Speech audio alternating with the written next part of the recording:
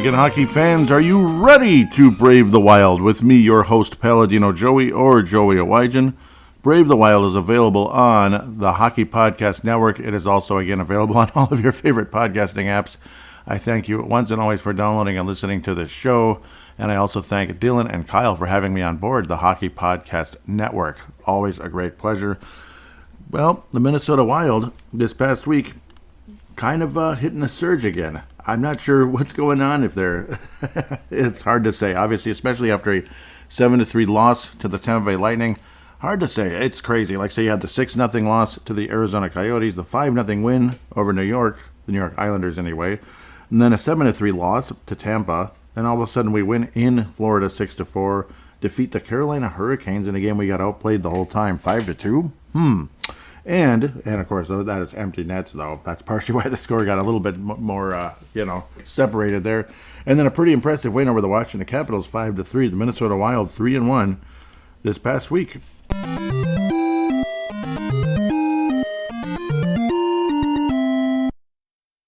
What do you make of this? I don't know. I guess they're just playing better right now. And obviously certain players are healthy, like Brodin.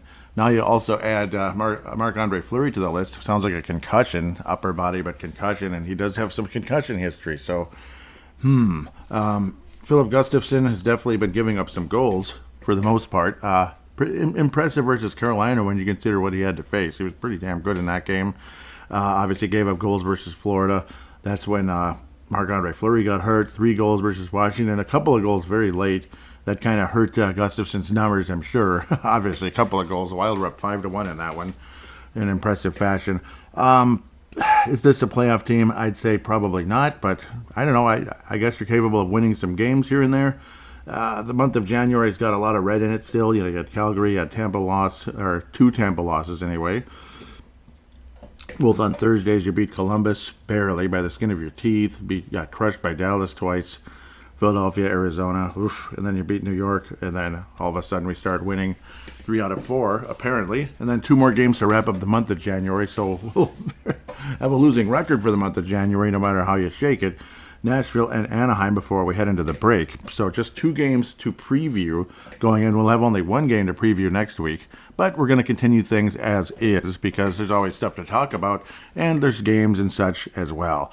The All-Star Weekend is not something that I, make a big deal out of. It's okay. I mean, I don't hate it. I'm not like 100% like hatred for it, this and that. I guess it's what it is. Players get a chance to be recognized. Fans have a chance to see them all in one place, like a lot of all-stars in one place. I can understand if you'd much rather just rest. Yeah, especially if you're a goaltender. That's one thing. So pretty sure it's safe to say the Wild don't have a goaltender there. No, obviously we know that, but I'm just saying, yeah, pretty sure it was safe to say this season the Wild would not have a goaltender in the All-Star game. Not just because the goalies maybe aren't as sharp as last season, but mostly because the play in front of them hasn't been sharp either. So, yeah, goals against averages are hovering around 3. That's probably not going to get you to the All-Star game. Unless you're like, I don't know. I don't even want to get into it. Doesn't matter, I guess. So, yeah, here we are for a decent little 4-game stretch. The Tampa game, I mean, yay, we got 3 goals, but got absolutely hammered with 7. I mean, that's not what you're looking for in any way. Rossi would get his 13th goal. He's definitely quieted a bit of late, but Drew Larsenek seems to show up in every single game. Brock Faber seems to show up in every single game. And Kaprizov, again, also showing up in every single game. So at least you have people like that showing up. Marco Rossi actually had 2 points in the game, a goal and an assist, versus the Tampa Bay Lightning. But that's kind of the main highlight, is certain players have been consistent. There's been consistency among Kaprizov, Eriksson Ek anyway, and Brock Faber. And those are your 3 best players, aren't they? I think it's pretty safe to say. It's also great to have Jonas Brodin back. Obviously, he's one of your best players as well. He's probably number 4 in that list.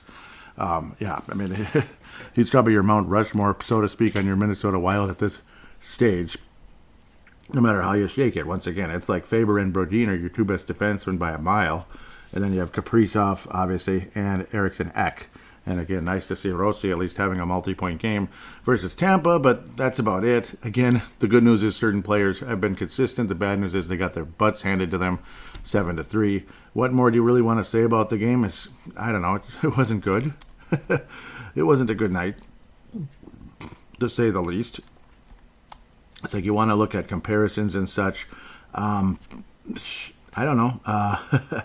Tampa Bay had 2 power plays, or had 3 power plays, Wild had 2 basically in the game. So yeah, I mean, it's just an overall nasty combination of 2 games between Tampa in the last 2 weeks. 11-4 is your final score between these two. Tampa Bay definitely trying to kind of get themselves back into the swing of things when playing against the Minnesota Wild this season. So we head to South Florida against the Panthers, of course. What is it called? Sunshine, Florida? So it's not necessarily right in Miami or anything. It's Sunshine, Florida. Well, the sun's shining, I guess. Kirill Kaprizov, the sun was shining. Brock Faber would get his 3rd goal of the year. And Kaprizov continuing, again, a very strong week. At least, yeah, this was a 2-goal game. He would get a hat trick later on coming up.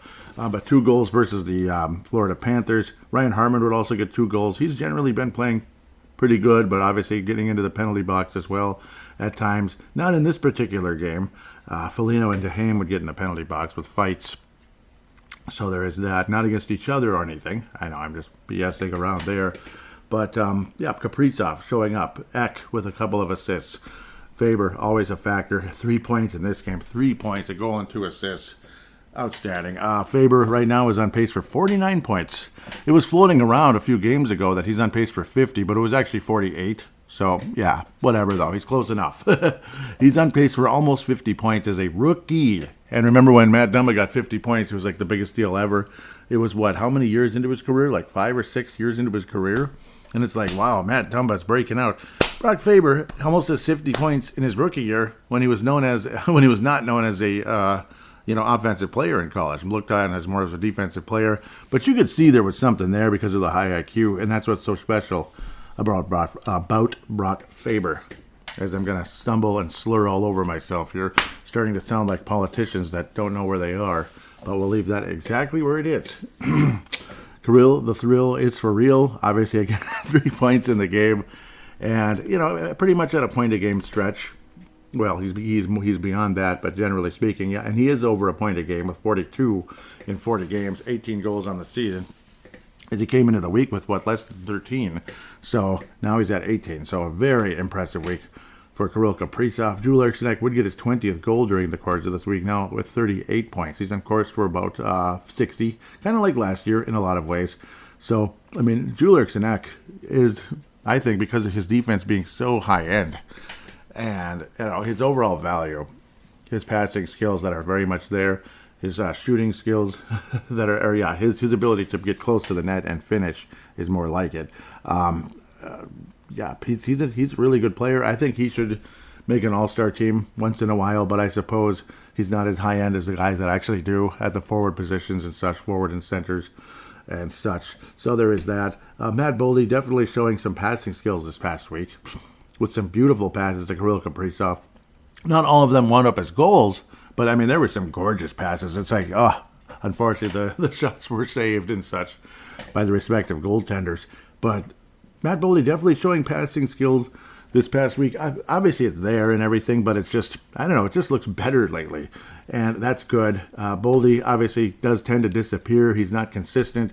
I think Boldy, if he would, if he was a consistent player, he's capable of being an 80-point type of guy. An 80-point, kind of a point-a-game type of guy, basically. Kirill Kaprizov's ceiling is like 100-plus points.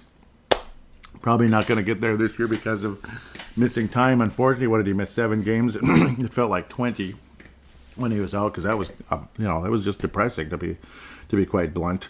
But there's certain players, when they're out of the lineup, it's like, oh, Lord, help us. And you don't want to even think about it. You can just name the 4 names, and I'm going to leave it where it is. And that's it. I don't want to jinx them or anything stupid like that. One of them did miss a ton of time. I can say his name. Stay healthy. Please, we need you. Jonas Brodin. There. That's the one I can mention because he was out for a very long time. Obviously with a broken bone in his hand. So there's something along those lines. I believe a broken finger. Or was it something else? But yes, generally a broken bone, though. Broken bones take time to heal. It's just a fact, whether you like it or not. Again, luckily it wasn't the lower body broken bone. That could keep you out forever, and that was last year. That was depressing. Very depressing. I don't even know why I brought that up, but I did, because I suck. Florida Panthers, though, yes. An impressive win, generally speaking, for the Wild. They beat a team that's, better than them. I mean, it's okay to say that, isn't it? Is that a negative thing? Is that being a terrible fan? Anton Lindell, well, he outscored Marco Rossi, unfortunately. So that kind of sucks between the two rookies in 2020. Marco Rossi was just a -3 and no points. Unfortunately, -3 in a game we scored 6 goals. But again, you did give up 4. Kaprizov was a -3 in a game he scored 3 goals. What's up with that? They scored on every time he was, so every goal that was scored, Kaprizov was on the ice? Huh. Interesting. Well, I suppose that's a line. Kaprizov, Zuccarello, Rossi. So, at least most of the time, not the whole time. Obviously, certain situations and such. Lindell, 2 points in the game. Interesting thought process there, I suppose. But Faber again. I mean, my goodness. I mean, what more can you say? What more can you say? He needs to be Rookie of the Year. Connor Bedard, what did they say? He's got like 6 more weeks to go from his injury. So, what is it, like a broken jaw? So, it's like kind of like Paul Coffey back in the day, and then the Pittsburgh Penguins, and then they still beat us in the Cup final. Yeah, they sure did. Paul Coffey missed a ton of time, but then came back and was good when it mattered, along with certain other players. One of them was magically out with a back soreness or something in Game 3, and the North Stars won, and then after that, it was like a tsunami of goals, and yeah, we don't want to remember that too well. It was nice to be there, but how about you win, dang it. Win. I don't want to be the team that loses. It sucks. Sunday, the 21st of January. This was definitely the feature presentation in terms of, like, we actually won? Are you serious? And now, our feature presentation. Yeah, laddie. Aye, laddie. We did. Aye, laddie. Yep, 5-2 over Carolina. Again, not as lopsided as the score would say, because the Wild had 2 empty net goals. Kirill Kaprizov, again, an amazing week. Hat trick here. He had 2 goals in the last game. Marco Rossi at least getting in the scoreboard again. Check the scoreboard, right? And Kaprizov, yep, see the same names, Kaprizov, Jules Eriksson, and I love seeing those names. I love it. It's okay sometimes when you see something like Jake Middleton and Zach Bogosian and such. I mean, good for those guys. It's a beautiful shot. Jake Middleton has 7 goals this year.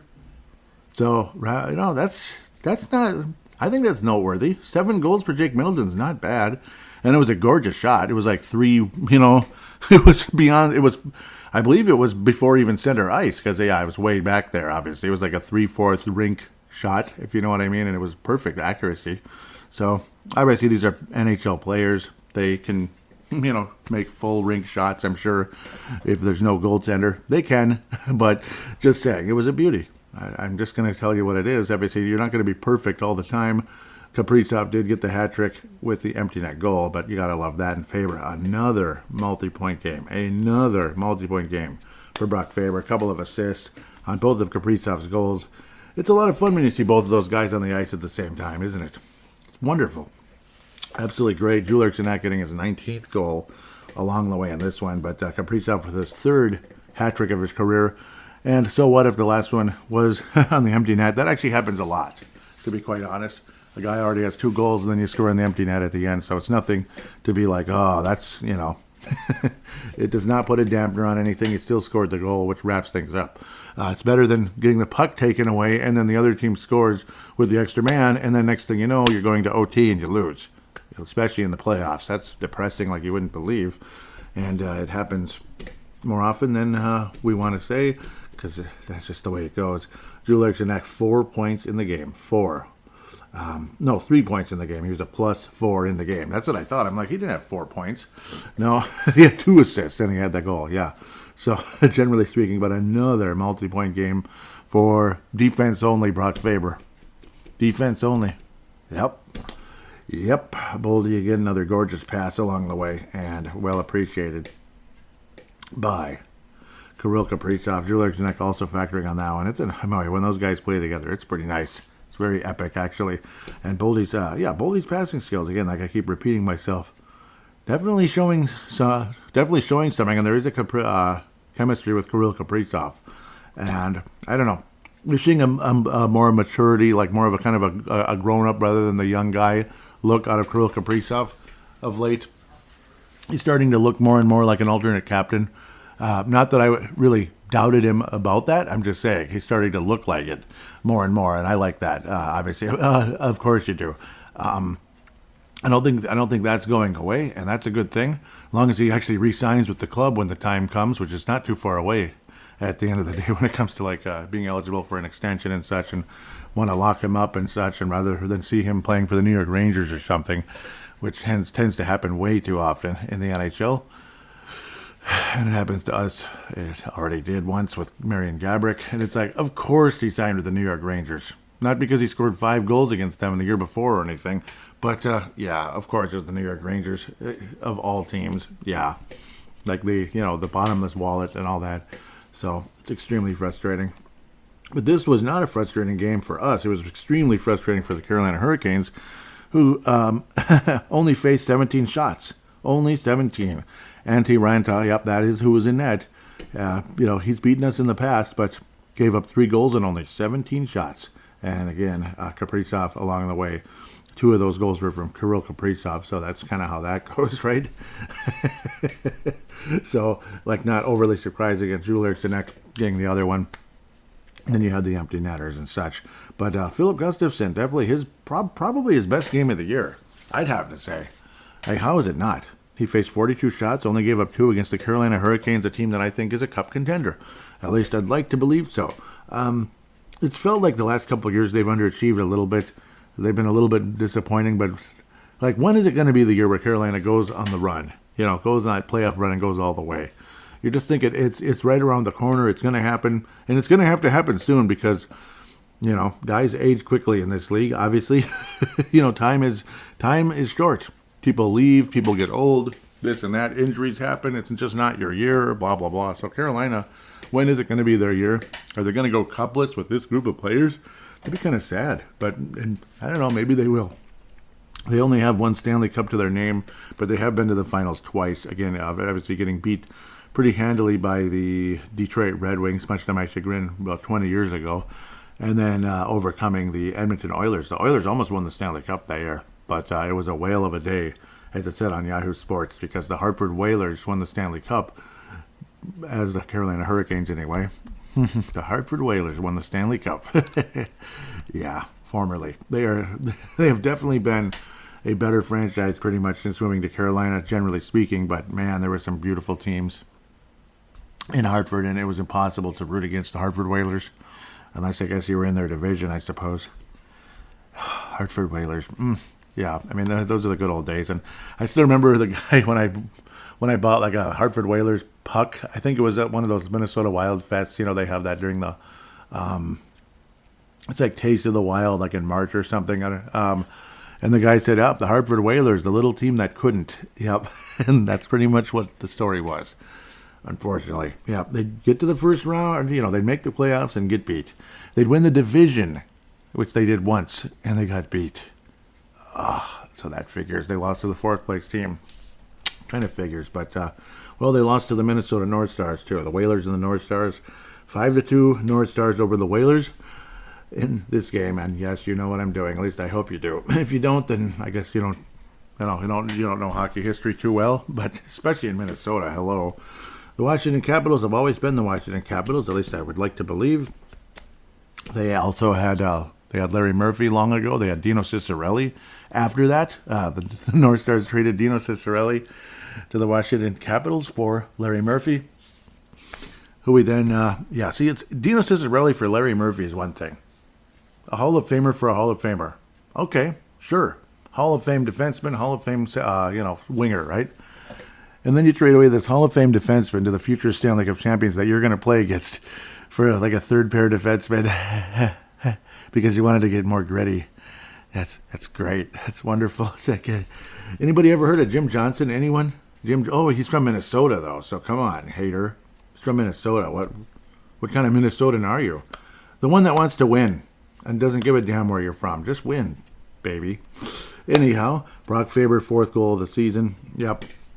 Recovering the puck off of the shot and off the bouncing, recovering the bouncing puck and scoring. And Brock Faber again, 4th goal of the season. He's on pace for 7. So 7 goals is hard to believe. Jake Middleton has 7 goals. You see, like when I think about that, it's like, Brock Faber's only on pace for 7, yet he's almost a 50-point defenseman. So it's kind of cool when you think about for Jake Middleton. At least he's scoring goals, I guess. Marcus Johansson, where has he been? That kind of, no, I don't know. He's been adequate. Is he somebody I'd want to keep long term? Of course not. Is he here now? Yeah. And that's all you got to say. He's here now. Hooray. As the Calgary Flames co-host would say, woo, he exists. Woo. But he did score 2 goals in this game, and good for him. Ryan Hartman, again, that's a kind of a semi-gritty, like third-line type of deal going on there with Maroon and Ryan Hartman. I can imagine Hartman playing for Boston. That'd be kind of perfect. Ryan Hartman, with his 10th assist of the season.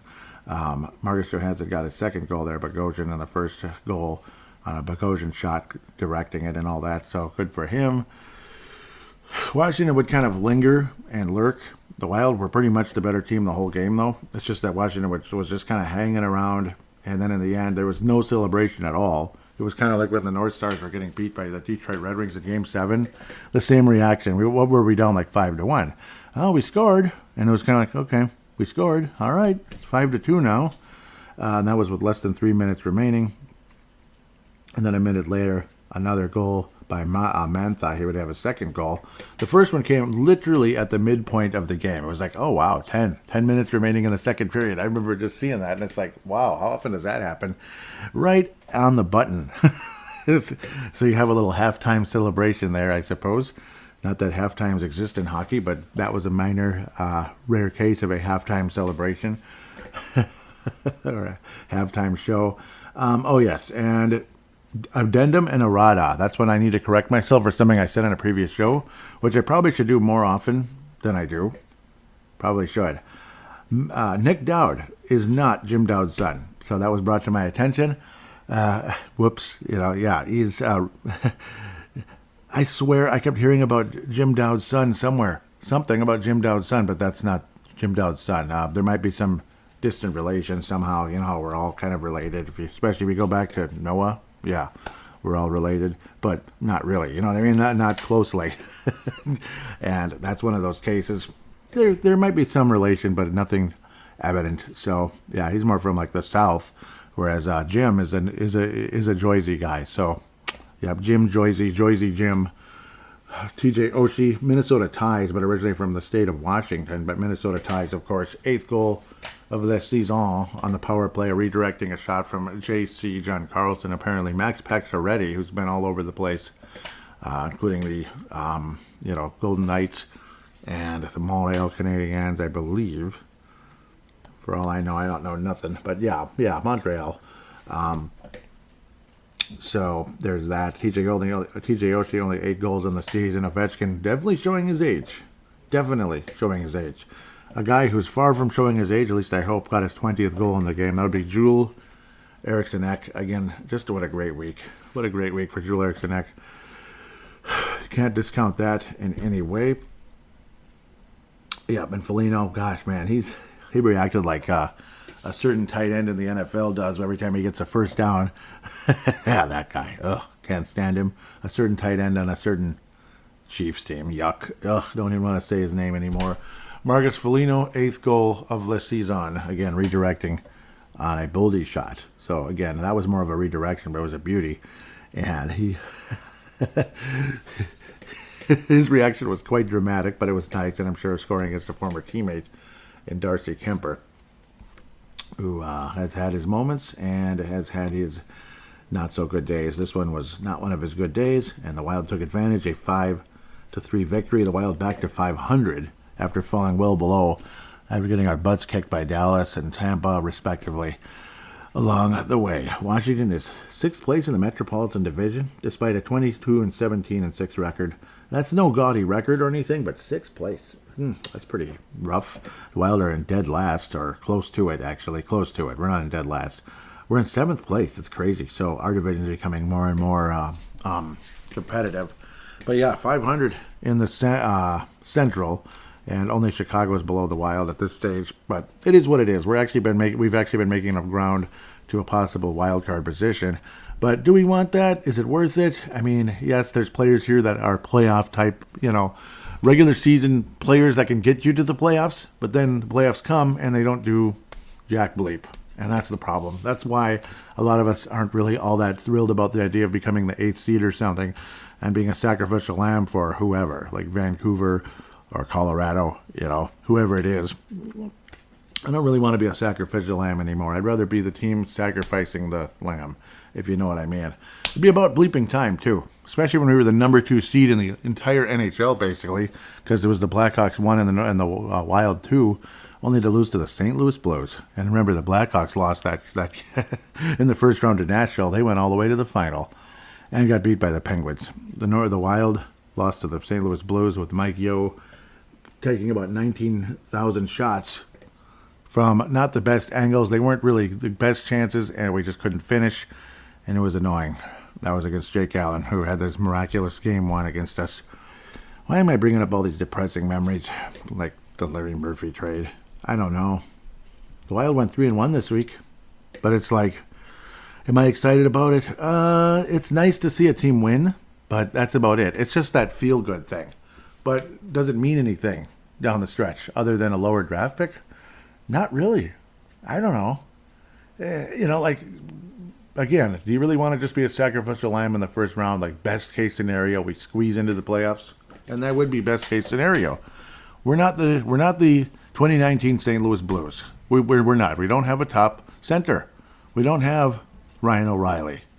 We don't have all those other outstanding players that the St. Louis Blues had. I don't think we have a goalie that's going to carry us to a Stanley Cup final like his one magical season, like that guy. Yep, like that guy, right?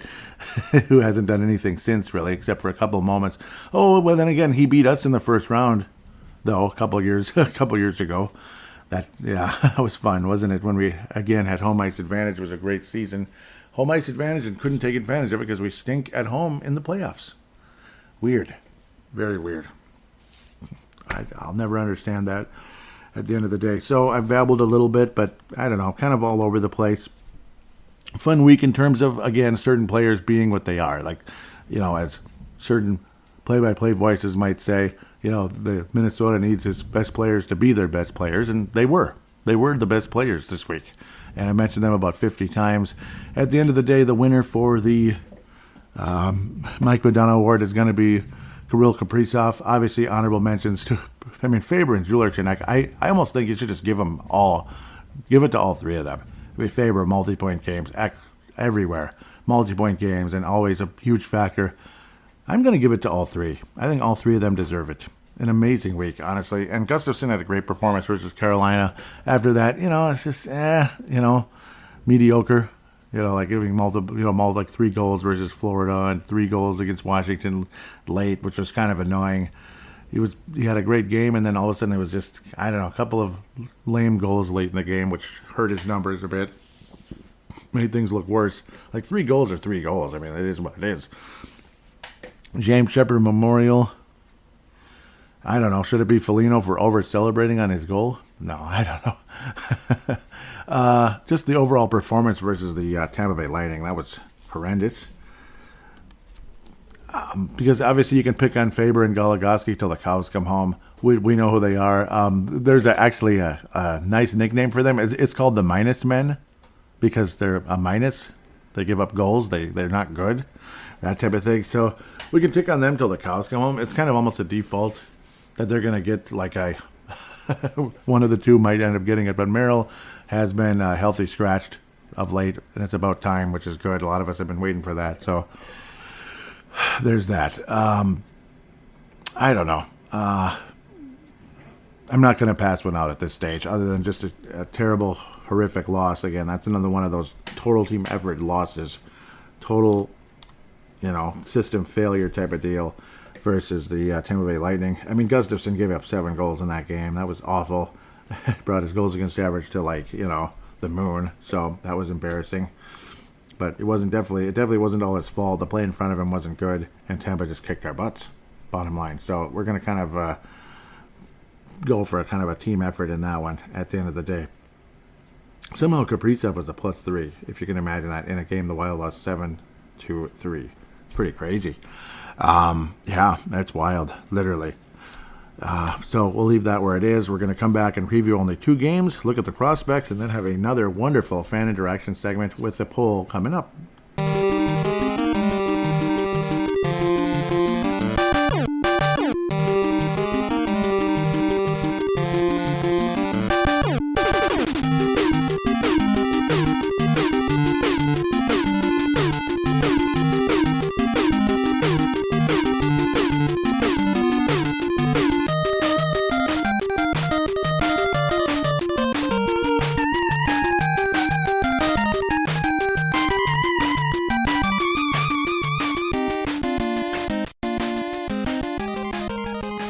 And we are back here on Brave the Wild. Sorry if that last segment might have been a little bit long-winded, but yeah, you know, it's a lot to say, and some good, some bad, and now I'm dragging it some more. So, but with that, let's jump right into the DraftKings conversation here. We know hockey games move fast, but with DraftKings Sportsbook, an official sports betting partner of the NHL, you can score faster than anything happening on the ice. This week, new customers can bet $5 and get $200 instantly in bonus bets. Check these games out right here. Obviously, you got Philadelphia at Detroit. Sorry, I'm like staring at it like, So, Philadelphia is a -225 at the hosting Detroit Red Wings, who are +185. This is the puck line. Maybe let me know in a poll. Would you like the puck line or the money line? or let me know on Twitter or something. Islanders at the Montreal Canadiens. Montreal -192. Against the Islanders, +190. That's Patrick Waugh's new club. Boston Bruins heading to Ottawa, +170. Ottawa's -205. Interesting.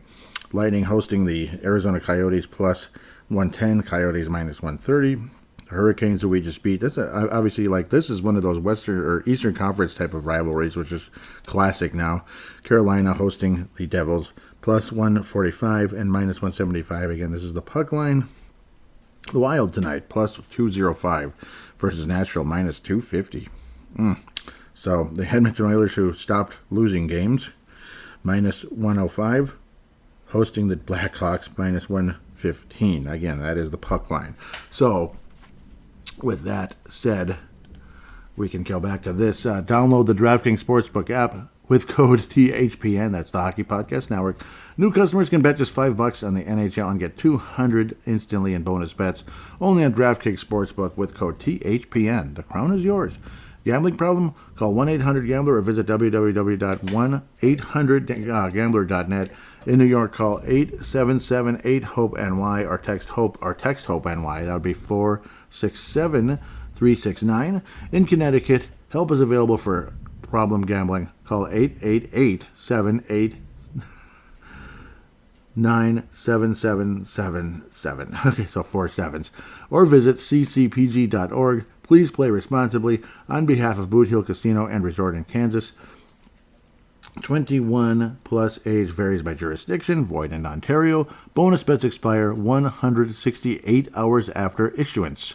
See dkng.com/hockey for eligibility and deposit restrictions, terms, and responsible gambling resources. NHL and NHL Shield are registered trademarks for the National Hockey League. Copyright NHL 2024. All rights are reserved, or reserved, as I like to say, at the end of the day. So you got your upcoming games versus the Nashville Predators. Apparently they're like the wild card club. They're only 4 points ahead of the Minnesota Wild. No games in hand. We're even. So all that game in hand nonsense. Oh, we got like 5 games in hand. We got 2 games in hand. I know. I'm happy for us. Okay, it's wonderful. Xcel Energy Center. Yep, we're at -120. Looks like in this thing, but that's Connor Dewar. Yeah. Oh, that's the other guy who got hurt. He's on. Gosh, that's another reason. That's why you're seeing Jake Machini. Jeez, Connor Dewar too. Oh, jeez, it sucks. Injured reserve.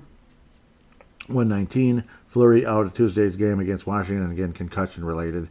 Gerald Spurgeon will miss the remainder of the season with back and hip surgeries and such. So yeah, it sucks. The Minnesota Wild are even with Nashville at 18th in the league for goals. Goals against, the Wild are 25th. Oof. 17th for the Nashville Predators. The Wild did beat them 6-1 back on November the 30th. That was right when John Hines returned against his former club, who he had coached just the year before. So 6-1 win, a nice sugar high type of a game, and it was wonderful. And I like John Hines a lot. I like him. I do. I think he's probably, he's probably a better fit to be head coach of this team. Power play, the Predators are 19th, then the Wild are 17th. Penalty kill, the Wild are 31st, and Nashville is 24th. So on and so forth. This is the second game of the 4-game series with our division rival. Next one is Thursday, February the 29th, when we'll have a lot more sunlight, I'm sure. And we'll have a ton more sunlight March the 10th, because we might have daylight savings, or at least evening sunlight. Yes, but yeah, March the 10th on Sunday, hosting the Nashville Predators. The next game will be in Nashville again, but a 6-1 win in Nashville, which is something the Wild pretty much never do, ever. So that was wonderful. Nashville has no players on the injured reserve. Knock on wood for them, just to be respectful, I suppose. I don't want to jinx anybody. That's not real nice. It's not nice, dang it. What happened to Nashville? Why is it just showing Anaheim? Oh, for Pete's sake. So it's Nashville and Anaheim before we head into the break. There, that was easy. Anyhow, Duse Soros, 2.94 goals against average. That sounds familiar around these parts. Save percentage of 90.4 and 2 shutouts on the season. Kevin Lankin, the former Blackhawk, also the other goaltender. 312 goals against average. Sounds like an area code.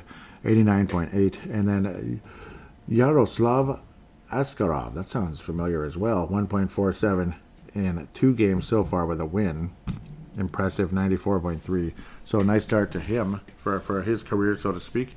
If I'm thinking of the same person. Yep. That really high draft pick in 2020. That is who that is. Yep, that's who I thought. It was the Predators. Interesting. Yep. So we'll see how things turn out with him.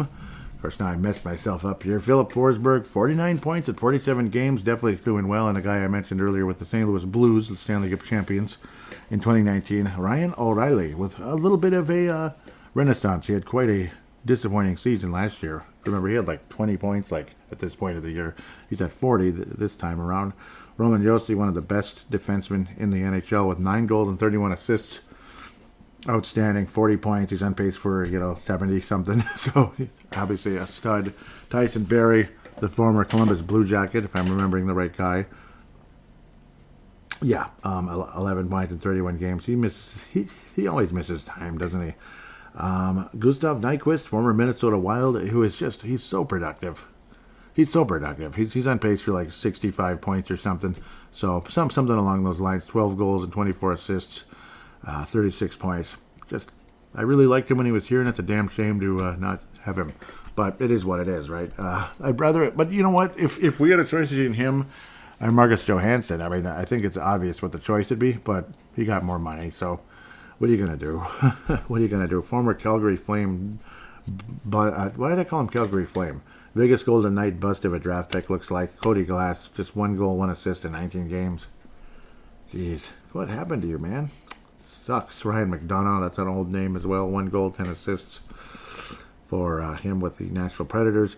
Definitely a winnable game. It's a home game, which, I don't know, I guess home ice does. Sometimes it means something, and sometimes it doesn't, especially in the playoffs. It doesn't seem to mean diddly with us, which is really, really annoying. And I brought it up every damn year, especially when it's playoff time. Like, win some home games, you might actually do something. You might actually advance in the playoffs once in a while. Stop blowing home ice advantage opportunities.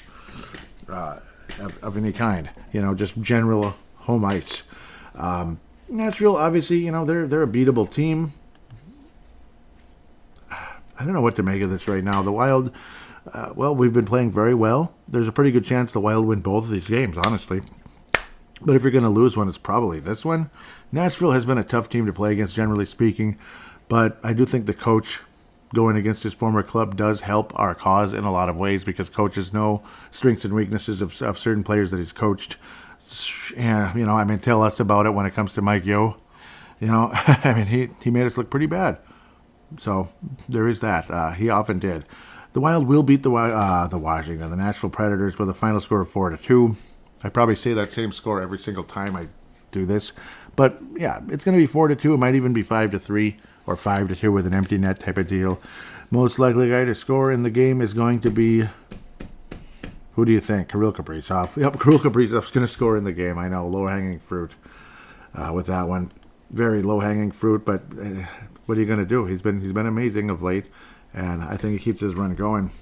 Kirill Kaprizov just might wind up with 90 points still, despite the extensive games missed. Anaheim Schmucks, up and coming here. They, I don't know what to make of that team either, other than they're not really a serious team right now, and I'm in February. How the heck did that happen?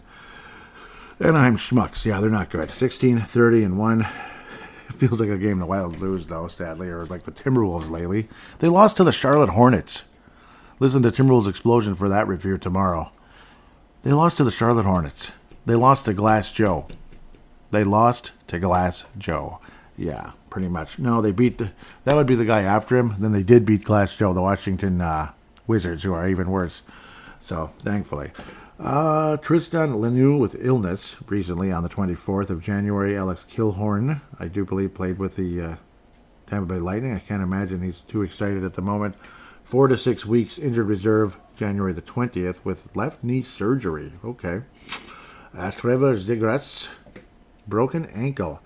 And we'll have surgery in the near future. He's expected to miss 6 to 8 weeks. That sounds familiar as well. That was as of the 9th, so probably had surgery by now, I would hope. I mean, better giddy up.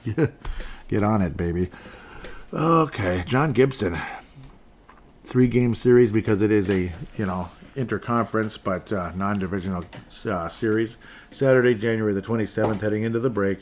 Thursday, March the 4th. This is also at the XL Energy Center. And in Anaheim, California on March the 19th. I'm sure it'll be beautiful for the Wild, unless it's a cloudy day like it is here right now.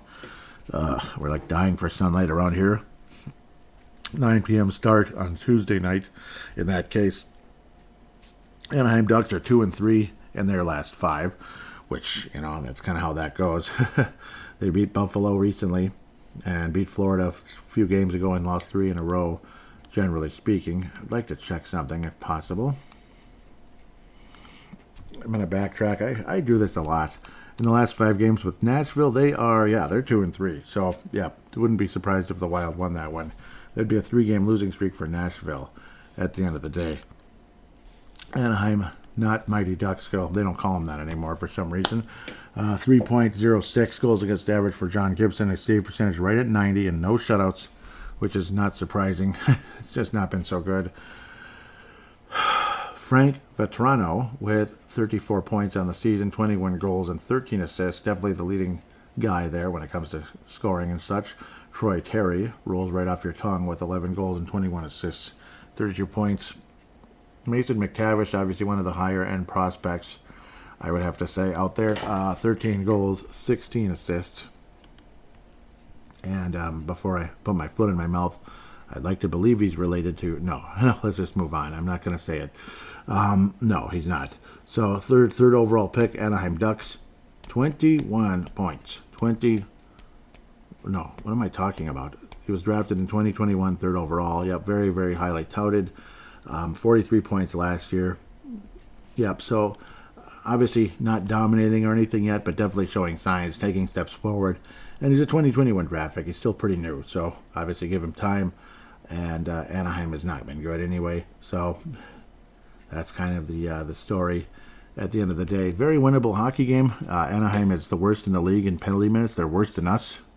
Yep, 29th in goals, 28th in goals against.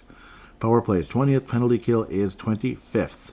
So nothing to brag about, nothing to write home about with the Anaheim Ducks, though they did beat Buffalo recently. Good for them, I suppose. But the Dallas Stars are probably going to beat them pretty good tonight, I'm sure. That was in the conversation when we talked about the bets and such. Anaheim Ducks, second to last place in their division, 3 points ahead of the San Jose Sharks, which are pretty much the dregs of hockey at the end of the day. I think the Wild end up winning again. So that would be what, like 4 wins in a row, I believe, or is it 5? 5 wins in a row. So here we go again. And we gotta be buyers at trade deadline. Well, if you're buyers, don't give up too much, okay? If you're buyers, make it the low risk, high reward. Okay, we're not, if you're buyers, I don't want to. I don't think this team is. I don't. I don't think this is a playoff team, even though there's nice players on this team, which I mentioned. The big three, so to speak, which might be the title of this episode. And it could also go with the big three wins in a row, but the real big three is the players that I mentioned a million times: Kaprizov, Eriksson, that is, and Brock Faber. Yeah. Those are three guys that I wouldn't trade unless you're giving up the moon. Since Gretzky could get traded, I guess anybody can be. But, yeah, that was some other background nonsense going on, though, like his wife wanting to be an actress. Great. Well, you can still be an actress while I'm winning Stanley Cups in Edmonton. I mean, it's, hello? Why? Why do you have to go to L.A. and win nothing? Bull crap, right? Be talented and all that, but don't win anything. They could have probably won 3 more cups, I bet. They would have been one of the best dynasties in the history of sports. But So with that said, the Wild will beat the Anaheim Ducks, and if they don't, what the hell are you doing? That type of thing. Final score. Yeah, I mean, why the heck not? The Wild will win 4-1 over the Anaheim Ducks. Most likely guy to score in the game, let's say Marco Rossi with a multi-goal game. Marco Rossi will have 2 goals in a 4-1 win over the Anaheim Ducks. One of them might be an empty netter, but that's fine. It still counts as a goal. So multiple goals for Marco Rossi at the end of the day. The Wild win 4-1. With that, let's jump into the prospects immediately without having to have a soundbite, which I like to do, but sometimes it's like I'd rather just get going here. Guys like Liam Ogren and such. We got to go to the World guys here in a second. I'm kind of loading that in the background. Otherwise, the Iowa Wild, they've been playing a little bit better, and a guy who's definitely been playing a lot better, at least this past week, Adam Beckman had a couple goals, and he had a goal the other night too. So 3 goals in 2 games at least for Adam Beckman, but still kind of at that half a point a game pace for after having so many quiet games in a row, which is bleeping frustrating. 7 goals, 10 assists, 17 points, 32 games, so just barely ahead of that point a game pace. I mean, barely, like 1 point ahead of it. It's a damn shame. Beckman, I think he's a better player than this, but it's just not happening. So I don't know if it's lack of chemistry there in Iowa or what. I think the coach is fine. I have nothing against the guy. Obviously, he was a former Minnesota Wild training camp inventee many years ago and wound up resurfacing with the Blackhawks and played a few years in the NHL. Yeah, that would be our head coach, Brett McLean, of course, with the Iowa Wild. Jesper Volsteed, unfortunately, that goes against average, is back up on the moon. And he is up with the Wild now because of the injury to Marc-Andre Fleury. But he had a couple of disappointing games in Iowa after getting shelled pretty bad by the Dallas Stars. I mean, talk about being a sacrificial lamb. And guess who's playing again? Guess who is playing again? Guess who? Mason Shaw. Mason Shaw is playing with the Iowa Wild. Welcome back, Mason Shaw. That is awesome, and he's wearing his NHL number 15. That's wonderful. So, wonderful news. Mason Shaw coming back from, like, his too many ACLs. It's like 4 or 5. I can't even, they showed him working out. You could just see all the scars from the surgeries on the knee. It's just, oh, Mason. Oof. But very happy to see you back playing. Yep, obviously, again, did sign that AHL deal, but he can be in the NHL at any time, I'm sure. Probably no rush on that one. Michael Milne getting another point this past week here. 1 goal and 2 assists, with now 3 total points in 6 games. Damon Hunt is back in the AHL. I don't know why. Come on. I don't know why. I'm getting tired of that. He's a half a point a game guy in Iowa. And it's not just because his numbers are good. It's because he's NHL ready. He's NHL ready. He held his own out there. He held his own out there. He's better than certain guys that are already in the NHL. And we could name their names about 50 times. And you already get the point. I'm probably just boring you. Ryan O'Rourke has been steady all season. Carson Lambos getting his 7th assist last night with now 9 points on the season. So Carson Lambos catching up with Ryan O'Rourke. Vinny Lettieri out with injury. Jake Loshini back up with Minnesota. You're going to let me play. You're going to let me play, coach. Yeah, pretty much. Nicholas Batan, who's been a point-a-game player at the AHL level, and he's even productive as an NHL player at this stage of his career at age 28. Sammy Walker, who had been hot of late, and again, another couple of points this week, now at 23 points in 36 games. That's certainly not dominating, and he's definitely becoming more of a playmaker for the Iowa Wild. But so far, no production at the NHL level, which is a damn frustration, considering you just know that he can do it, but then it just doesn't happen. It's like, damn it. Similar with Beckman. So, I don't understand it sometimes, but that's how it is. The life of a quad A player in baseball and hockey and other sports, I'm sure. So it's a damn shame at the end of the day. Let's move on, shall we? Iowa Wild, at least they're looking a little bit better, but still not great. Just not. Now what am I looking at? 5 points now. He's getting that action. 4 goals and 1 assist. Half a point a game at the Swedish Hockey League level. This would be Ogren. He's on pace for, basically half a point. 26 games and 13 points with 10 goals. And that's the case. So he's been scoring goals. He's got that Kevin Fiala, as he is kind of technically sort of the Kevin Fiala replacement. But a lot of people would tell you, even if it was just Faber for Fiala straight up, it wouldn't be a bad trade for Minnesota. Even though Fiala's been, outstanding for the Kings, but on the other side of the coin, Brock Faber has been outstanding for Minnesota. So you just can't discount that in any way. I'm going to go to Huznadinov before Yurov. Come on, Huzi, let's go. Okay. Apologize. Yep. Now in 36 games at the KHL level, 5 goals and 8 assists for 13 points. Yeah, I mean, again, there's obviously that nonsense going on, shenanigans that have been going on where he doesn't get the ice time that he deserves. Mentioned that about 50,000 times. I can't wait to see him at the NHL level. NHL, not AHL, I think NHL. As we'll get to that later when we need to. Danil Yurov continuing to be extremely productive now in 50 games at the KHL level, 17 goals, 22 assists. It's just, again, I'm going to say it for the 95th time. This is the KHL. This is not, the MHL. This is not, whatever, some league where, like say, everybody's winning games 6-5, and then once they play against the KHL, they get obliterated every time. Or if they ever do play against KHL players, they get obliterated, like in an international competition. 30, like Austria, stuff like that.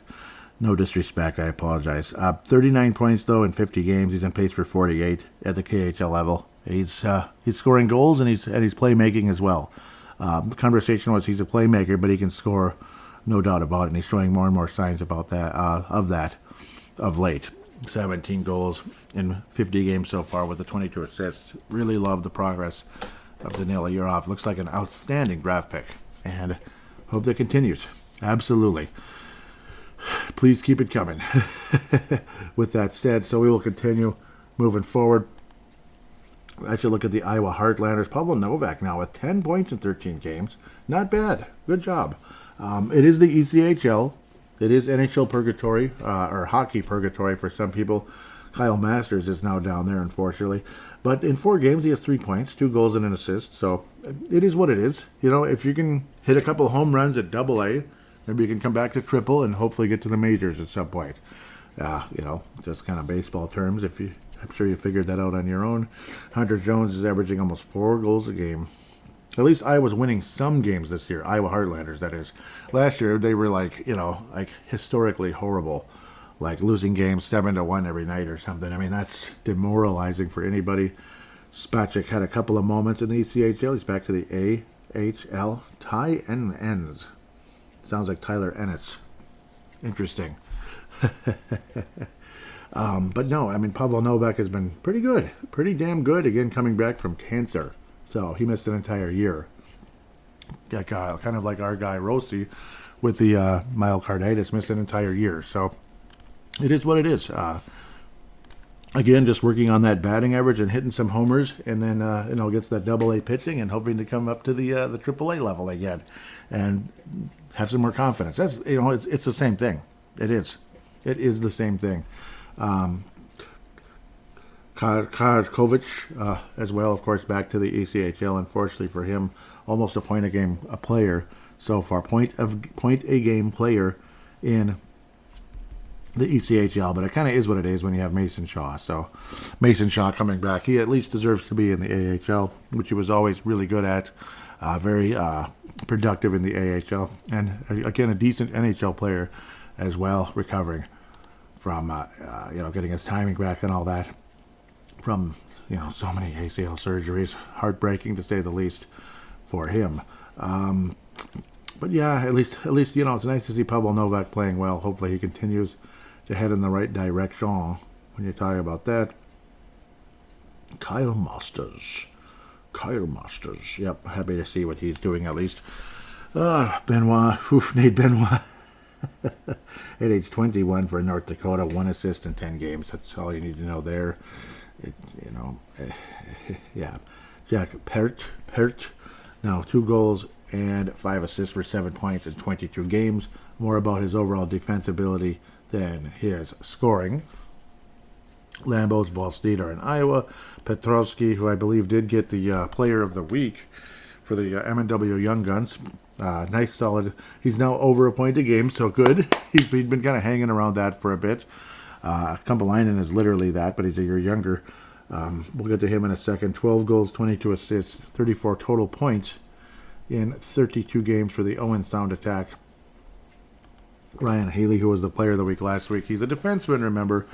And in his sophomore year for Harvard, almost a point a game, and he is a defenseman. He's a right-shot defenseman, emerging big time. He's got double the points he had last year in double the amount of games last year. So think about that. It's about a 200% increase here for Ryan Haley when you consider the overall production. 8 goals, 8 assists. He's a minus 18 though. Gosh, what the hell? They must be really stuck in there in Harvard, and yeah, they're not even ranked. So it is what it is. But very, very productive. Awesome. Obviously, opening the floodgates, I'm sure, there, trying to score. Chicago, Illinois native, but very, very productive, despite that disappointing minus 18, which isn't the end-all, but it's not exactly a sexy number, to say the least. Reger Lorenz, again, who's obviously he's more productive than last year. But, for a winger, you're hoping for a little more points. 8 goals, 8 assists. So same as Ryan Healy, and actually more games in this case. More games than Ryan Healy in 24 games so far for the Denver Pioneers, who have won their last national championship, I hope. Hunter Haight, exactly on the same pace as last year right now in 42 games, 51 points. Not just 19 goals versus 18, and then 32 versus 33 assists. I don't know. It's not important in that case, but pretty much at the same pace as last year, which actually you don't want to see that as a fan or as a member of the organization, that you're hoping he's going to take a step up, not be in the same exact place. So I don't know. It's a little bit disappointing, actually. Jimmy Clark with 4 goals and 5 assists for our Minnesota Gophers, or at least my Minnesota Gophers. I know there's a lot of maybe St. Cloud State fans, North Dakota, Minnesota Duluth. Well, I mean, it is what it is. Gophers hopefully moving up in the rankings with some good weekends here in a row. Kalen Parker, pardon me, with the Victoria Royals. No, he used to be. With the Moose Jaw Warriors now, of course. 39 games, 5 goals, 22 assists. He's a right-shot defenseman, 27 points at the WHL level. Aaron Pionk, Mr. Duluth himself, no, Mr. Hermantown, and Minnesota Duluth as a defenseman, a 21-year-old defenseman, 1 goal and 12 assists, about a +3 for the University of Minnesota Duluth, who are also not ranked at the moment. It's pretty weird to see that. Riley Height with, he's slowed down a bit. It's safe to say slowed down a bit in 42 games, 24 goals and 50 assists, 74 total points, unfortunately for Riley Height. I think he's been missing time, actually. So that's another thing. Kumpalainen, Mr. Point a Game. He's actually less than a point a game now, so he was unable to keep up with the pace. Damn. 17 goals, 15 assists, 32 points in 33 games, and he's a +5 on the season. Again, the next Mikko Koivu, well, I don't know, something like that. And Charlie Stramel, Mr. Poofy Hair himself, I don't know, 18 games, 6 points. I just don't know. I don't know, Charlie. Hopefully things get better and better. He is only 19, so it's like you can't rag on him too much, but come on, Charlie. Let's see what you can do. Please, Charlie, please. He is about at the same pace as last year, and that's nothing to brag about. Last year was super disappointing, right? And Wisconsin's way better than last year. So they can't cry like, oh, we suck, blah, blah, blah. So what are you going to do? No, they're better now. A lot better. And he's not better. So maybe certain parts of his mental game are better, but he's not productive. I don't know, but we love him, I guess. Well, we'll see. Maybe next year he breaks through. It's happened before. I remember McBain kind of, took a little while, and then he got, had a really good senior year where it was at Boston College, and then and then it's like he didn't want to be here. Yeah, screw you, I'm out of here. And then he winds up in Arizona, and he's like, what is he, like I don't know. He's like a 30, 40 point type of guy in the NHL, like big deal. Oh darn, boy, did we miss out, So that type of thing. So with that, we're going to take a quick break and come back for some fan interaction.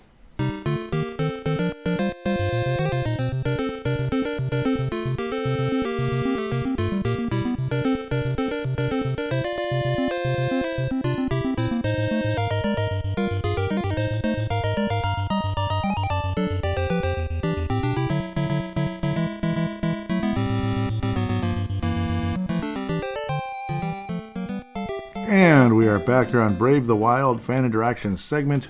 Twitter is at Brave the Wild, at Brave the Wild. The Instagram, which I had up 5 seconds ago, Brave the Wild _MN on Instagram, so you can interact on there as well. Facebook.com/Brave the Wild. So anyhow, Twitter seems to be the main one for this show. In fact, it is. We're going to open things up again with Derek Felska's tweet for the Crease Assist podcast. It is, it's a poll, hashtag BTWMN for mine, of course, so when you want to interact with me, that way I can have everything organized. Hashtag Crease Podcast for the Crease Assist podcast. So, he put out a poll, which I just voted for. I was late, but at least it'll still count for their show. What do you think Minnesota Wild GM Bill Guerin will do now that Spurgeon is out for the season, and he has a little cap space to work with? Yeah, Spurgeon is out for the season, which I did mention earlier. I didn't even make a big conversation about it, which I apologize. It's kind of like you guys already know, but what the hell. And yeah, this poll, it was actually much newer when this poll came out. The 4 questions are: trade for a defense, for a D and give a no move clause. Trade for a grit and give a no move clause. Deal Fleury to a contender, sell assets or do nothing. I chose sell assets and do nothing, and I did finish in first with 37.3, or it's at first right now with a day left. The trade for a D and give no move clause, 32.2. Deal Fleury to contender, that's third place, 23.7, and last place just trade for grit and give a no move clause with about 7%. The poll I put out with, oh no, this is a different one. This is another poll from Derek about the same time. Would you be okay with the Minnesota roster tear down, even if it meant being bad for at least 3 or 4 years? I put yes, and that finished, well, it's in second place barely at the moment. Second place was they won't do this ever, and third place was no. So all pretty close, actually, in like at the end of the day. So here's a poll that I think could be kind of fun, but I don't know, there's conflicting conversation about that they already do have a name secretly that they're going to be called the Minnesota Superior.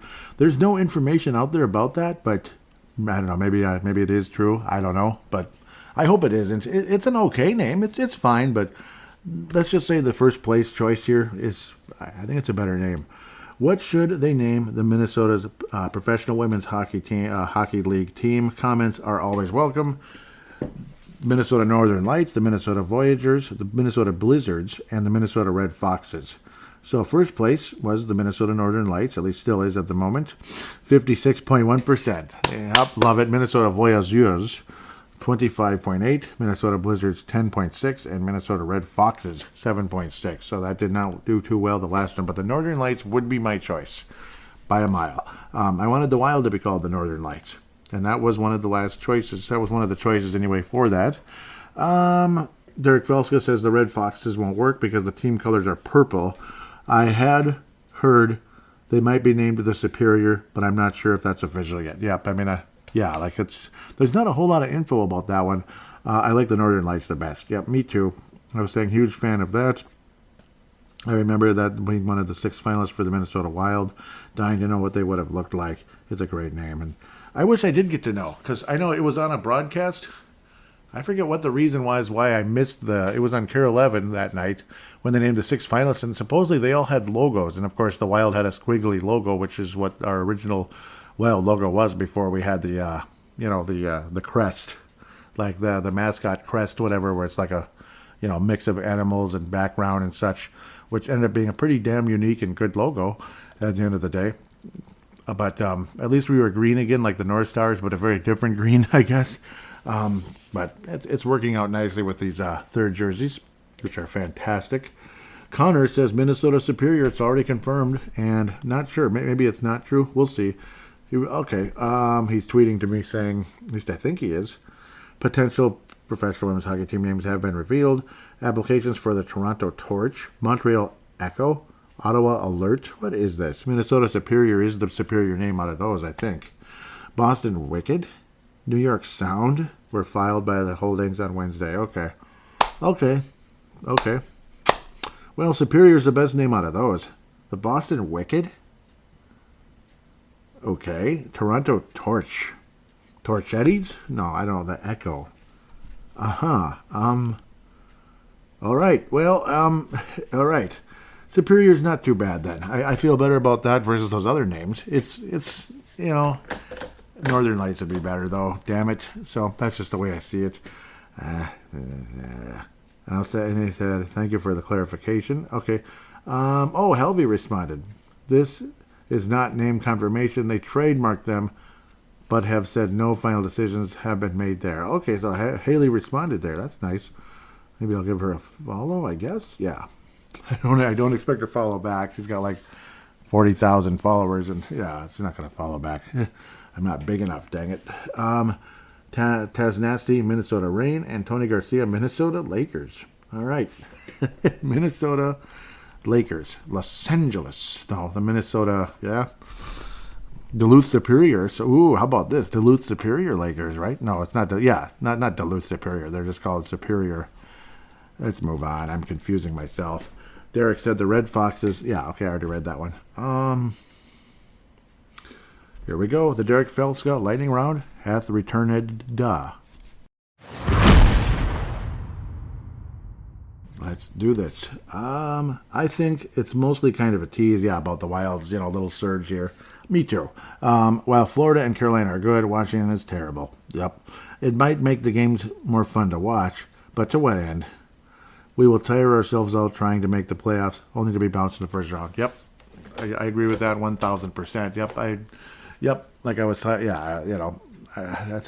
the hashtag truth. Yeah, it is.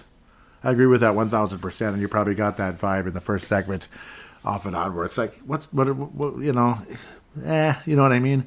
Next, who will win the high school hockey games on Hockey Day, Minnesota? Girls high school hockey, Warroad versus Lakeville North. Boys high school hockey, Moorhead versus Wayzata, and Warroad versus Roseau. Ooh, those are legendary names right there, aren't they? They really are. The girls, you got the Warroad versus Lakeville North. It's like I want to say Lakeville because that sounds like Neil. That's where Neil came from, was Lakeville. Neil Nate Dog Thiesing, God rest his soul. Obviously, his name is still on this podcast, and it always will be. Warroad has, Warroad I just have a better vibe with Warroad when it comes to that one. Boys high school hockey, Moorhead versus Wayzata, and Warroad again versus Roseau. Boy, oh boy. Wayzata. I'm going to go with Wayzata, which might be crazy. No, it's not. Wayzata has had a good hockey tradition, of course. And Roseau, that's where Neil Broughton came from, of course. And Warroad has had lots of NHL players and such. I don't know. Is Warroad going to win both of them? Let's go with Roseau. I'm probably not even saying the name right, but Roseau is going to win that one. That way up north there. Neil Broughton, almost a Canadian. The next one is, will the Minnesota Wild's better play of late make Bill Guerin think this team is really close to making a run, and therefore we make a foolish trade for a short term that will have nothing, that will have long-term consequences, pardon me. Do you think that would be a wise choice to make? Nope. Nope. I think that's a mistake. I really do. I mean, it's kind of like the whole been there, done that type of deal. His off-season moves tell you that's what he was hoping to be doing right now, that we were going to be in second, third place or something in the division, competitive, already playoff bound type, like not officially or anything, but more than likely a playoff bound type of a team, and that we were going to make another, trade that might have long-term consequences.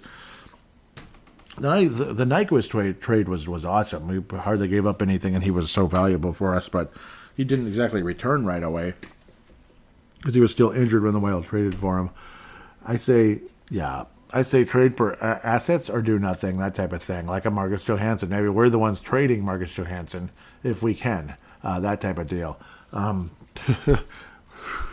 Wish you could trade Spurgeon for a Herschel Walker type of deal, right? Somebody that's in love with, yeah, right. Give me a break. And I know, obviously, he's out anyway, so you can't do nothing now. And even if he was, I mean, that was just being sarcastic there. There are assets we can trade, because I do think this is just kind of a little tease at the end of the day. It's because there's, decent players on this team, and when we're healthy and all that, good things can happen. And obviously we're pretty good at the top as well, the big three and all that. So that's kind of what's keeping us sort of semi-competitive, competitive below competitive, if that makes any sense. And no, it definitely wouldn't be a wise choice to try to make a splash in on the trade deadline. I would like to believe Bill Guerin is realistic. It's just his off-season moves make me wonder. Obviously, we've ranted about that all season. Last week, you discussed which miniature Wild players were Star Wars characters. I forgot. I forgot to send something in last week, but I'll probably do it again, maybe. Or I could probably still do it. Which people can be? So it can be the Wild or not. Were Star Wars villains: the Emperor, Jabba the Hutt, Boba Fett, top Wild assassin. So the top Wild assassin, somebody who's been against us. Yeah, so these are like the enemies. And it could be Wild players also. The Emperor, I always thought that was Crawford, the coach of the, like me and Paul back in the day thought the coach of Vancouver way back in in 2003. He's like the Emperor, he was evil and such. You could even say, what's his face? Because I think the Emperor is a coach. I don't know if it's a player. I don't know if he's a player. I think he's a coach. That'd be, or like, Quinn. Yeah. Quinville. Yeah, Quinville with the Blackhawks. He could be the Emperor too.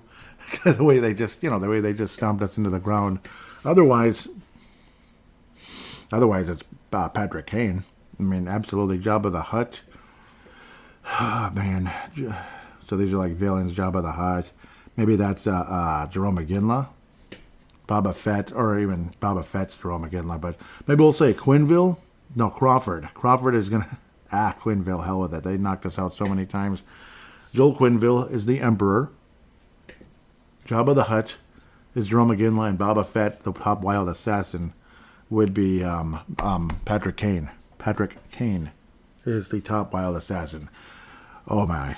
Yep, so that could be Boba Fett in a lot of ways. He was the top Wild assassin. It was bad news. Really bad news so often with Patrick Kane. So yeah, fun question. I love that kind of stuff very much. I would love to put that back out there, because I'm curious what takes you might have on those. It's not to be like Mr. Sarcastic. Well, you answer it, smart guy. No, that's not really my style. I'm not an overly sarcastic person. I'm more of a fun, gentle, sarcastic type at times. But yeah. Anyhow, Derek says this is the end of the lightning round. Which NFL Lightning? With the NFL liking a post of a person discussing the intentional injury of players during a playoff game, do you think the NHL demonstrates a similar double standard when it comes to suspensions, reactions to players' injuries? Seems like it. It seems like they kind of get, they let certain guys get away with things, and other guys they kind of hammer. I don't know. It's all over the place. Like certain guys get a bad reputation, and then they get hammered really easily, and other guys, they just continue to get away with the same crap. So yeah, I do think there's a double standard. Unfortunately, it's probably all over sports, like baseball too. Pitchers throwing at batters and such, or maybe like kicking a player in the face when you're sliding, that type of thing, and into second base. So I think it's all over, unfortunately. It's like all about whose axe is being grinded. So Jay Butchie will wrap up the fan interaction segment. With the Wild having now moved from a top 6 pick to a top 8 pick, do you think Bill Guerin will realize that it might be the best thing for the future not to make the playoffs and get a lottery pick? I would love to believe so. I would love to. He sounded, and then Morty responds with tank already. Yeah. Yep. I think kind of tank already by moving players away. You know, there's certain players I think that could help playoff teams, and they would be covered enough. They wouldn't hurt the team, whatever team it is. You know, whatever the team is, if it's the Boston Bruins or something. Yeah, I mean, I would like to believe that. Again, his mentality tells us otherwise, but I'd like to believe there is a realist side to his nature, that there's got to be something realistic in there, and that he's not going to just continue to chase something that's unattainable. We don't want to be the turtle chasing the carrot, and a lot of times that feels like that's what we're doing, especially this year, like last offseason into today. It's kind of been a turtle chasing a carrot. It's like, when you're sitting on the turtle's back, holding a carrot in front of him, and he's just chasing the carrot, while you're literally just walking him to wherever you want to walk him, which could be nothing good, basically, at the end of the day. Great questions. Really appreciate it. That was fun. And, of course, the Star Wars conversation, that's always fun as well. Hope the answers weren't lame last week or this week. So, hope they were fun. Hope you enjoyed this. And I'm not going to make assumptions about players and such, like this guy's this and that guy's that. So at the end of the day, but I really appreciate all of you listening. Please do tell your friends about the show. Again, the lack of sunlight, I think, is affecting me. I don't feel as sharp today as I'd like to be. The lack of sunlight is killing me lately, and I don't know. It's been driving me nuts. I'm guessing a lot of you might feel the same way. I mean, sunlight is essential. It really is. So we need it. With that said, I want to give shout-outs, of course, Grease Assist Podcast, Derek, Kalisha, and Teresa. Awesome show. You guys do a wonderful job, of course. And I'm going to continue to say that. Of course, again, you have M&W Young Guns or M&W Prospects. That would be Pavel Bennett, Justin Bakke. You guys do a great job. Really appreciate you, and really proud to be a part of that as we have conversations about players of the week and such, prospects of the week. Really love you guys. Minnesota Wild Global, Scott Cavendish. Awesome stuff. Obviously, very good Facebook page. Chance and David Kostick. Kathy Main, David Abraham, Michael Fick, Chad Walski, of course. Haven't heard from Chad as much lately. I miss you, just in case you're out there. But if you're still listening, Tom Hayen, that'd be fun to have another Tom Hayen lightning round. They're fun. Obviously, the Derek Felska lightning rounds are absolutely essential. I mean, just huge contribution to the show. There's no question about that. Love hearing from Jay every week as well. Really appreciate you. I want you to know that. I miss Mr. Herrera. I miss you. Hope to hear from you again. I miss you. It's been a while. Brian Herrera, I really missed you. So hope to hear from you again. I don't know if you got busy or bored with me or something. I don't know, but maybe you still listen, but don't tweet anymore. Tweet some more. I'd like to hear from you again. Otherwise, again, Minnesota Wild Nation, Patrick Turner from Florida there. Love what he does on that page as well. Keeping up with the Minnesota Wild from Florida. Isn't that cool? With that said, have a nice week. We'll see if the Wild continue things, and then we'll head into the All-Star break. But Brave the Wild will keep coming because there is at least 1 or 2 games to review and preview these upcoming weeks. So don't worry, Brave the Wild is not going to take a break. And if I do, I will announce it and not just not show up. I'm not going to no-show you because I don't think that's nice. With that said, take care, God bless, and we'll be right back at it next week.